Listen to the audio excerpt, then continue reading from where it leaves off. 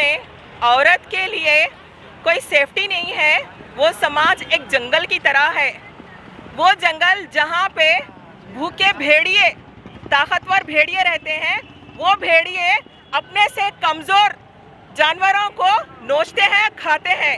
इसी तरह बिहार की एक बेटी, मासूम 16 साल लड़की, जिसने अपने करियर की शुरुआत ही की थी, एक नए सपने उसके आंखों में बुन रहे थे, लेकिन उससे पहले कुछ दरिंदों ने उसका किडनैप किया, उसको कंटिन्यूसली रेप किया और मर्डर करके फेंक दिया।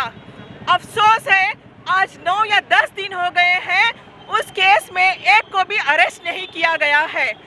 शर्म आनी चाहिए बिहार के सीएम को, एडमिनिस्ट्रेशन को। पता नहीं किस लिए खामोश है सीएम वहाँ के और एडमिनिस्ट्रेशन।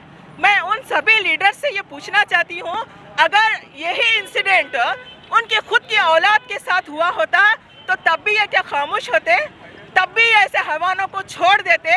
मैं सभी जिम्मेदारान से, सभी इस देश के जिम्मेदारान से मैं पूछना चाहती हूँ, ये हैवानियत, ये दरिंदगी क्या ऐसे ही जारी रहेगी? कब तक हमारी निर्भया और महानूर की माओं के जैसे और इस तरह की लड़कियों की माएँ इंसाफ के लिए सड़कों पे उतरेंगी? क्या ये इंसाफ मिलेगा या नहीं मिलेगा, कोई नहीं जानता। मैं पूछना चाहती हूँ इस देश के पीएम से, जिनका ये नारा है बेटी बचाओ बेटी पढ़ाओ, मैं पीएम को ये कहना चाहती हूँ, बेटी को आप जब पढ़ाएंगे जब हमारी बच्चियाँ जिंदा बचेंगी, इस देश की बच्चियाँ बचेंगी। पीएम साहब इस बात पे गौर करिए, हमारी बच्चों को सेफ्टी के लिए इससे कड़ा कानून बनाइए।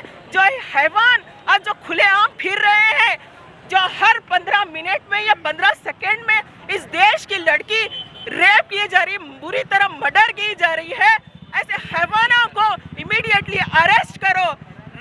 रेपिस्ट होता है, उनको सजा देनी चाहिए। आज गुलबर्गा कर्नाटका में जो बिहार कटिहार की जो एक निर्भया है, जो 16 साल की लड़की का जो एक रेप हुआ है किडनैप करने के बाद, तो वहाँ के पुलिस डिपार्टमेंट की इनएक्शन की तरफ से यहाँ पर एक प्रोटेस्ट रखा गया था, जहाँ की एक प्रधान के एक रिलेटिव्स रहने की वजह से पुलिस वहाँ पर एक प्रेशर में आके वहाँ पर एक ये दबंग लोगों के ऊपर एक्शन नहीं ले पा रही है, वहाँ पर अरेस्ट नहीं कर पा रही है। और हम बिहार गवर्नमेंट और से यही रिक्वेस्ट करना चाहते हैं कि पहले तो ये जो रिमेनिंग अक्यूज़ हैं, जो अभी तक अरेस्ट नहीं हुए, उनको आप जल्द से जल्द अरेस्ट करें और उनका जो केस है पोक्सो की फास्ट ट्रैक कोर्ट में उनका डे टू डे बेसिस पे उनका ट्रायल कंडक्ट करें और विक्टिम की फैमिली को जो है नेसेसरी, जो विक्टिम कंपनसेशन एक्ट में जो फ़ंड दिया जाता है उसको फ़ंड दिया जाए विक्टिम के फैमिली को, और साथ ही साथ विक्टिम की जो फैमिली को जो विटनेस प्रोटेक्शन एक्ट के तहत जो प्रोटेक्शन दी जाती है वो सभी को प्रोटेक्शन दी जाए, ताकि ये जो अक्यूज़ड हैं उनको फांसी की सज़ा मिले।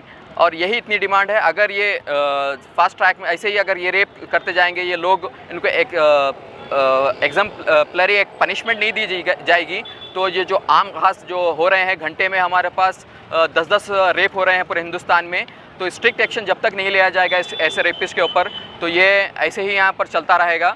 तो हम लोग नीतीश गवर्नमेंट से हम एक स्ट्रांगली एक डिमांड करते हैं कि इनके ऊपर विदाउट एनी प्रेशर एक फैमिली को सपोर्ट करते हुए इनके ऊपर सभी के ऊपर एक्शन लिया जाए। बेटी बचाओ बेटी पढ़ाओ का नारा लगाकर ये निकम्मे, ये कमज़ोर, ये जो सरकार बनाई है, ये मूर्खों की जो सरकार बनी है हमारे मुल्क में, हमें ज़्यादा वक्त नहीं लगेगा हिंदुस्तान को श्रीलंका बनने में।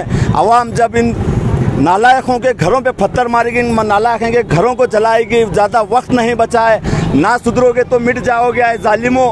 आज महनूर जो पिछले 10 दिन पहले मेरी बहन, मेरी बच्ची जो महनूर का रेप किया गया था, 5 से 6 लोग मिलकर उसको किडनैप कर रेप किया गया, लेकिन आज तक एक भी आरोपी पकड़ा नहीं गया है। महनूर के साथ इंसाफ नहीं हुआ। कब तक चलेगा? हम लोगों ने प्रियंका रेड्डी का भी प्रोटेस्ट किया, आज हम महनूर का भी प्रोटेस्ट कर रहे हैं। चाहे जो भी कौम की बच्ची हो, जो भी जात की बच्ची हो, हमारी बच्ची हमारे मुल्क की बच्ची है, भारत की बेटी हो, हम हर बच्ची के लिए प्रोटेस्ट करते रहेंगे और इंसाफ की मांग करते रहेंगे, क्योंकि ये नालायकों को, ये मूर्खों को, ये नाक सांप की तरफ फन मारे हुए बैठे सियासी गुंडों को, इन्हें सिर्फ मंदिर मस्जिद, हिंदू मुसलमान, पाकिस्तान, अफगानिस्तान यही आता है। ये लोग पिछले 10 साल से हुकूमत में उससे पहले भी कई एक पार्टियों की हुकूमत मुल्क भर में थी, लेकिन ये तमाम हुकूमतें आज तक एक बच्ची के लिए, एक औरत के लिए, एक रेपिस्ट के खिलाफ एक कानून नहीं बना सके। शर्म आती है ऐसे लोगों को हुकूमत में लाने के लिए। हमें भी शर्म आनी चाहिए ऐसे लोगों को वोट देकर जिताने के लिए जो हमारी एक औरत के,